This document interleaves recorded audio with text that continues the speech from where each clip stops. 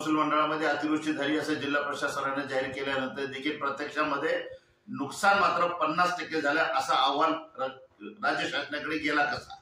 याबद्दल प्रहार जनशक्ती पक्षाने आक्रमक भूमिका घेतली आणि आमचे जे गाव पातळीवरचे कार्यकर्ते किंवा शेतकरी आहेत त्यांच्याशी आमची चर्चा झाली आणि बऱ्याच शेतकऱ्यांनी असं सांगितलंय की पंचनामे हे कुठेतरी एखाद्या खोलीमध्ये बसून किंवा मारुतीच्या पारावर बसून करण्यात आले, प्रत्यक्षात शेत जमिनीवर जाऊन पंचनामे झालेले नाहीत। याबद्दल आम्ही माननीय अपर जिल्हाधिकारी परभणी यांना निवेदन दिलं आणि त्यांना सांगितले की जे पंचनामे झाले ते तुम्ही सार्वजनिक करा,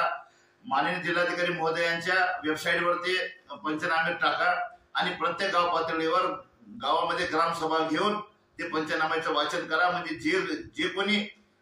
लोक शेतकरी वंचित असतील त्यांना त्यांचे पंचनामे होतील त्यांना न्याय मिळेल। आमच्या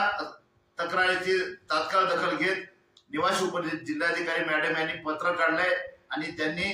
जिल्ह्यातील सर्व उपजिल्हाधिकारी आणि तहसीलदारांना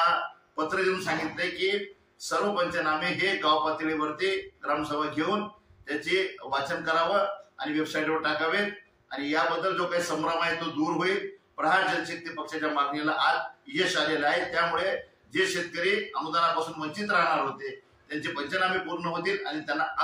अनुदान मिळेल।